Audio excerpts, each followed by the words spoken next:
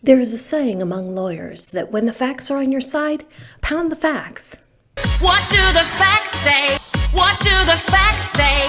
When the law is on your side, pound the law. Lost or damaged items like your friends and family. Well, I don't consider my friends and family items. But the law does. And when neither one is on your side, pound the table.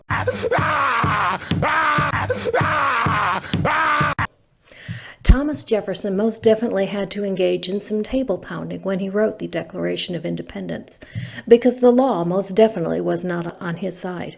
He did have some facts on his side, but taken with what the law currently was, they didn't do him a whole lot of good. How is this relevant to our topic on Christian nationalism? Give me a minute, Your Honor, I will show relevance. I'm Godless Granny. Let's have a chat.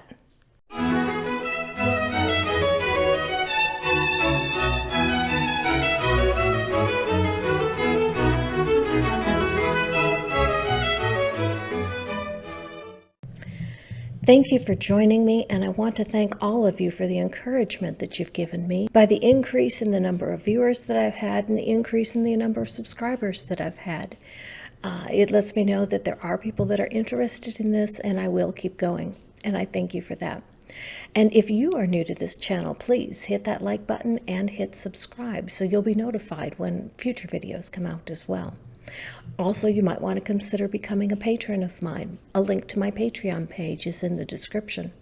Right now I have one supporter, and that is wonderful. Thank you, Abe and Helen. But it certainly would be great to have a few more financial supporters so I can get a little bit more equipment. The comment of the week this week comes from Randy is Lord. I posed the question, has anyone ever told you that our country was founded on Judeo-Christian values? And Randy is Lord responded, all the time. Randy, this is for you. Some ammunition on what to use when you hear that and how you can show other people that our nation most definitely was not founded on Christian values. Once again, the major source material for this video is Andrew Seidel's book, The Founding Myth, which is linked in the description. Today I'm going to be focusing on the Declaration of Independence and the things that our founding fathers used in the beginnings of the framings of the Constitution. First, the Declaration of Independence. Christian nationalists like to point to the Declaration of Independence as proof of the Christianity in the founding of our nation. They do so because there are 4 references to gods or the divine within that document. These 4 references are to the laws of nature and nature's God, endowed by their creator, supreme judge of the world, and divine providence. A little later I will look at each of these 4 separately, but for now I'd like to look at an overall of the Declaration of Independence. The purpose of this document was fourfold. First, the colonists wanted to separate their ties with Great Britain. That much is obvious. Second, they wanted to justify their reasoning to the world. They weren't proclaiming an act that they were about to do, but rather they were justifying an act that has already been accomplished. They were showing the world their moral right to do so. This also established their ability to trade as a free nation with other countries. The second purpose of the document was to unite the colonies, to get them to stop thinking of themselves as separate independent governments, but united as one nation composed of several states.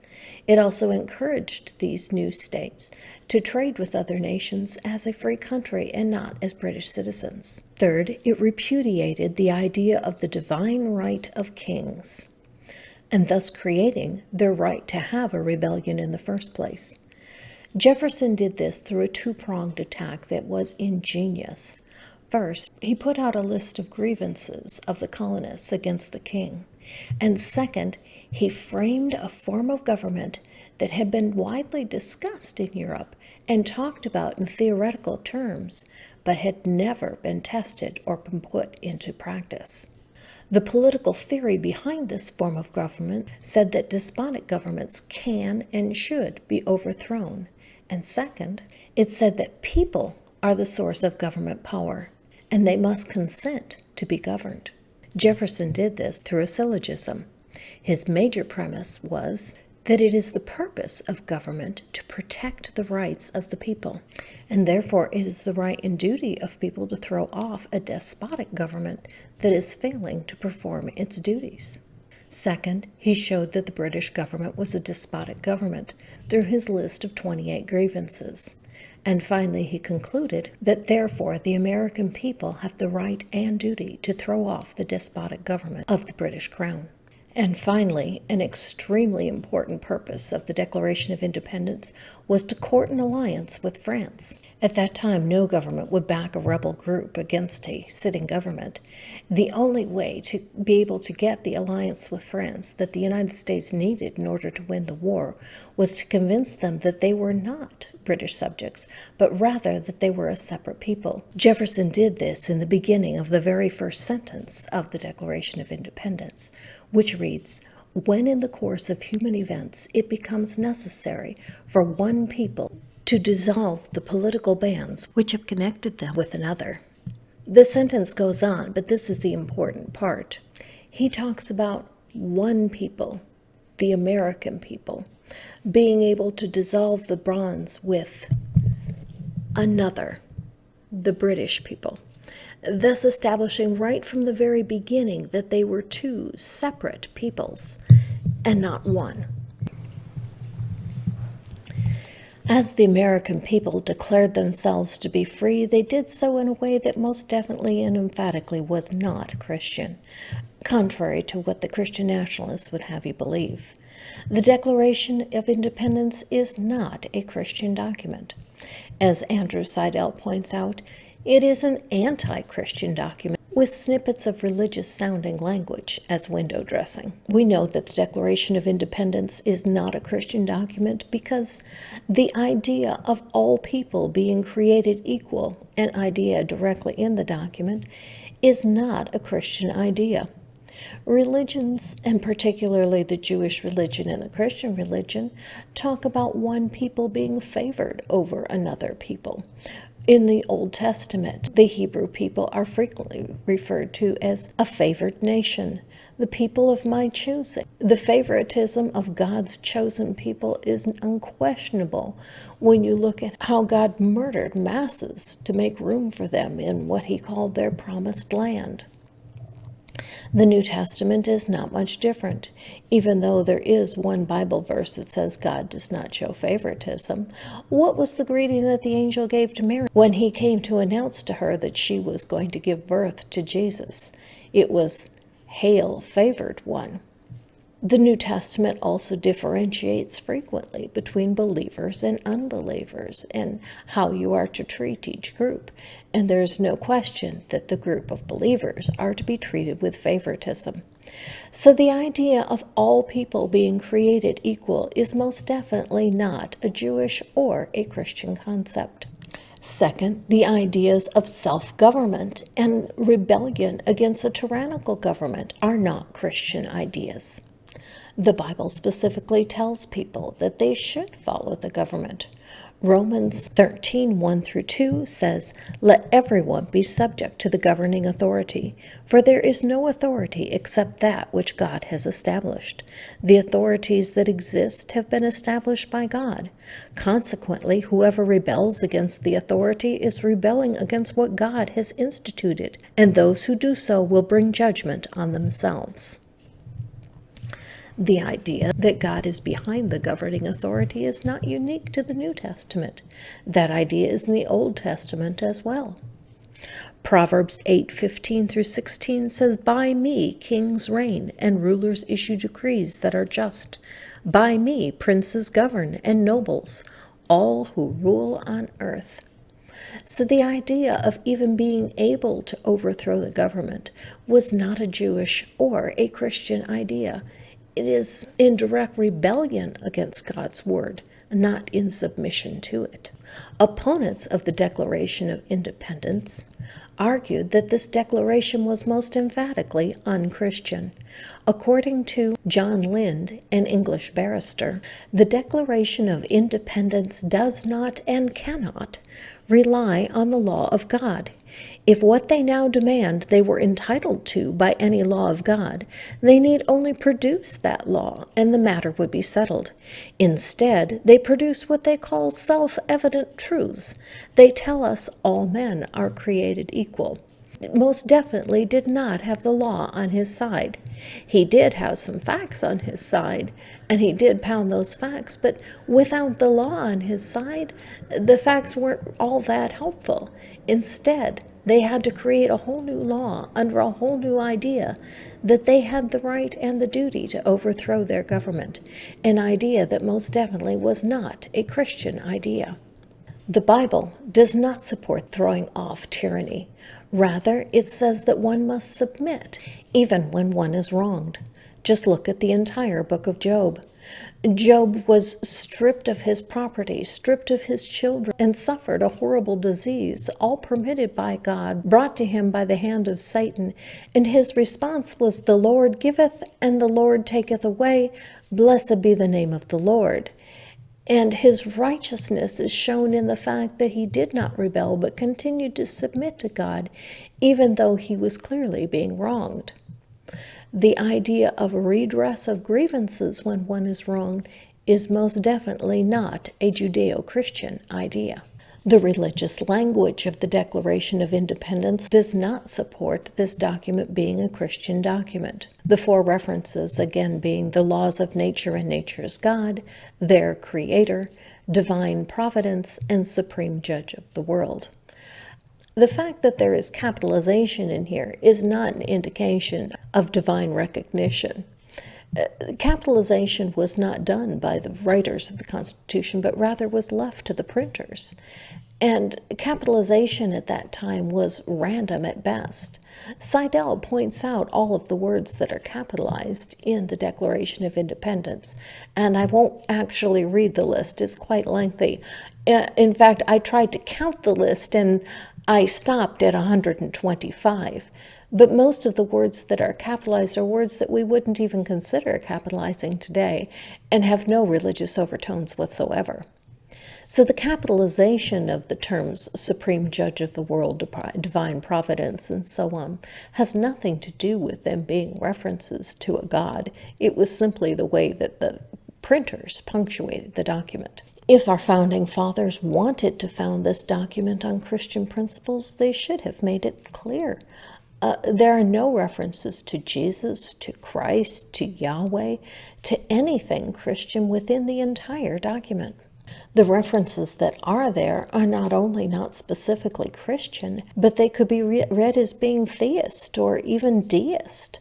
There's no reference to any particular God that acts in any particular way. It could be just a spirit that is unknown. The document was intentionally left so that one could fill in one's own God, and not any one in particular being pointed to.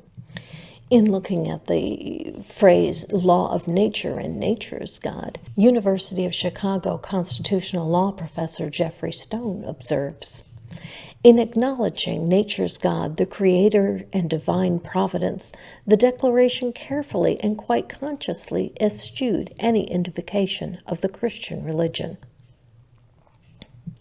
The Declaration of Independence, contrary to what David Burton would say, also does not contain any Bible references. The words that are contained are clearly not Bible references. There were 11 major translations of the Bible in existence at the time that our founders framed the Constitution, and the words divine providence, nature's God, and supreme judge of the world is not found in any of them. The idea of the existence of a creator is not a Judeo-Christian idea. Most religions have a creator, and even deism recognizes a supernatural power that may have created the world. The idea of having a creator is not a specifically Judeo-Christian idea. There was actually one reference to Christianity, which Thomas Jefferson wrote into the Declaration of Independence.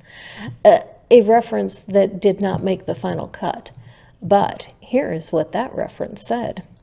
The piratical warfare The opprobrium of infidel powers is the warfare of the Christian king of Great Britain, determined to keep an open market where men should be bought and sold. He referred to the Christian king as being in support of the slave trade, and referred to the infidel powers of the new United States being formed as being against the slave trade, effectively chastising Christianity's claim for a monopoly on morality. But because of the division on whether or not the slave trade should be continued within the United States, obviously this clause could not be left in the Declaration of Independence. The words laws of nature and nature's God invokes an idea of natural law and not one of Christian law. If it could be seen as being a reference to any religion at all, it would have to be a reference to a pagan religion, not the Christian religion. Christian nationalists like to point to these documents and claim that the Bible and Christian ideas were what the framers of the Constitution had in mind when they wrote the Declaration of Independence and the Constitution. However, Thomas Jefferson's writing of the Declaration of Independence was much more closely akin to the writings of George Mason, who wrote Virginia's Declaration of Independence and a Bill of Rights.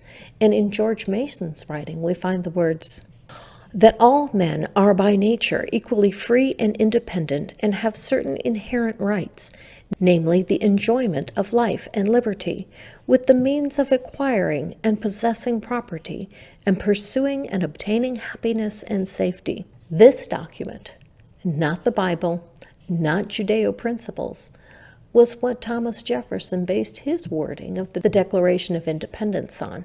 Church authorities in colonial days also recognized that the laws of nature and nature's God was not a Judeo-Christian idea. They declared the idea to be heretical. They did so because nature's law was centered on humanity, an idea completely foreign to Christianity. So much so that the Christian church declared the laws of nature to be atheism.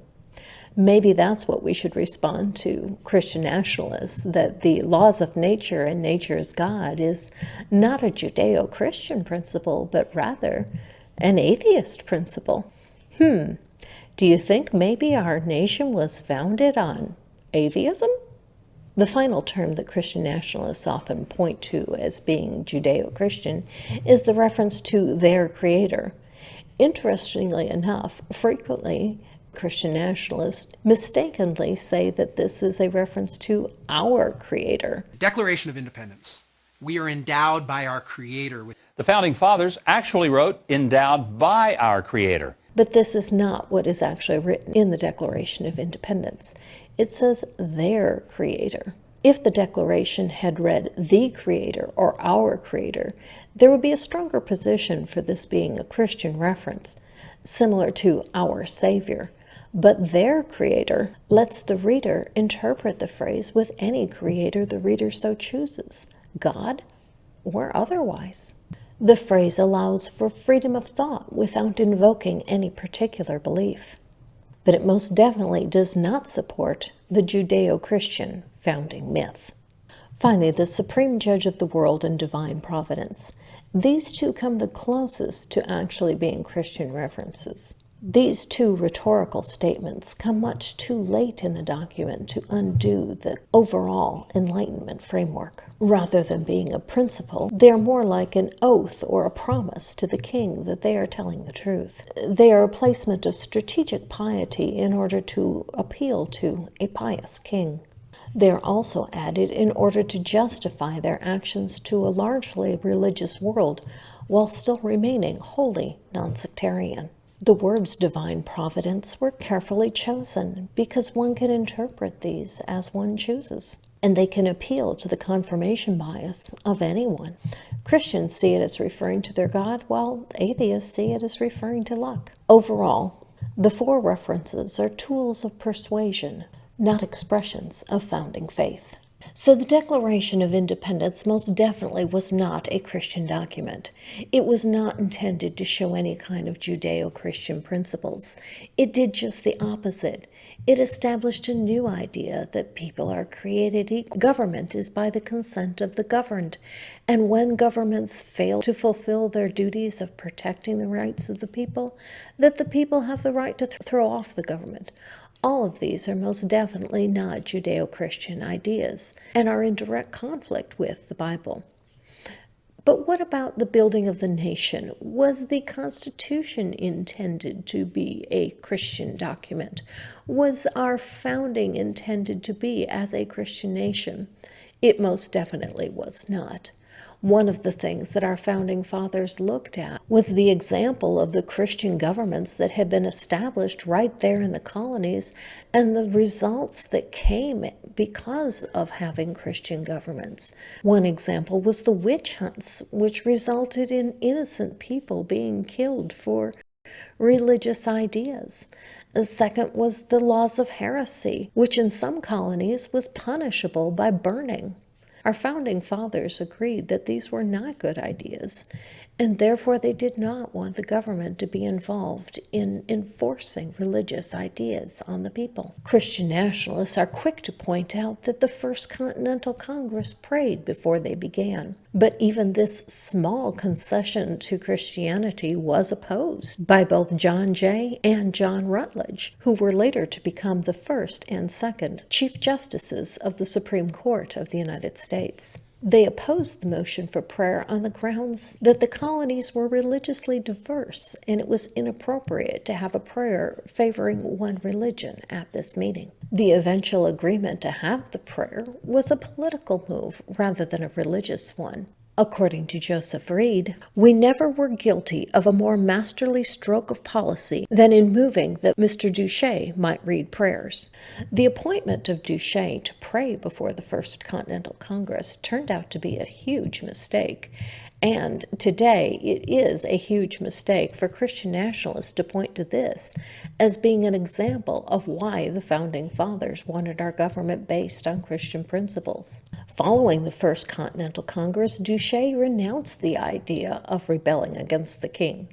He told George Washington that independence was an impious form of idol worship. He insulted the Continental Army, calling them cowards for participating in the War of Independence. All in all, he abandoned American independence and slandered its founders. And if this is an example of why the United States was founded as a Christian nation, because this traitor to its causes was one that prayed at the Continental Congress, it's a pretty weak argument. Christian nationalists also point to the fact that many people who came to the United States originally as pilgrims came seeking religious freedoms. The syllogism of this argument goes something like this. Christian settlers came to North America seeking religious freedom, and they formed Christian governments. The United States has religious freedom. Therefore, the United States was formed as a Christian government. There are several errors in this logic. The first comes in the first premise. The Pilgrims and the Puritans, when they came to this country, were most definitely not seeking religious freedom. They actually had religious freedom. The Puritans came with the purpose of starting what they called the Puritan experiment. They wanted to have a colony where everyone was Puritan, and they thought they could build some kind of a utopia on earth where everyone worshipped as they did. And thus, to be a member of the Massachusetts Bay Colony, the colony founded by the Puritans in 1630, you had to be a member of the Puritan Church. And if anyone decided that they no longer believed in the Puritan religion, they were immediately banished. Anne Hutchison found this out, even though she continued to believe in the Puritan faith, because she was teaching the Bible, and men showed up to these Bible studies, and she was teaching men in direct contradiction of the Bible. She was banished from the colony. There are many examples of people who were denied membership in the Massachusetts Bay Colony because they were of the wrong faith. There is no question that the Puritans were not seeking religious freedom for anyone, but rather only the freedom to practice their religion and their religion exclusively. The Pilgrims left England for the Netherlands in 1608, and at the time the Netherlands were the most religiously tolerant country in Europe. They went there to obtain religious freedom that they didn't have in England, but they found the Netherlands to be too free. They also, like the Puritans, wanted uniformity of faith, not freedom of faith, and that is why they left Amsterdam and founded Plymouth Colony. Once again, I would like to conclude by quoting directly from Andrew Seidel's book. The distinction between tolerance and true freedom did not exist until America became the first country to separate government from religion. That invention is the key to true religious freedom, when the government has no power over the human mind. Although tolerance can be adopted as a Judeo-Christian principle, religious freedom cannot be. Religion claims to hold ultimate truth, and Christianity holds it to the exclusion of all others, with an eternal reward if you accept it, and an eternal punishment if you do not. Such a worldview can never coexist with true freedom. Thank you once again for joining me. Next week, we will be looking at the Bible's influence on early American history. Until then, live your life.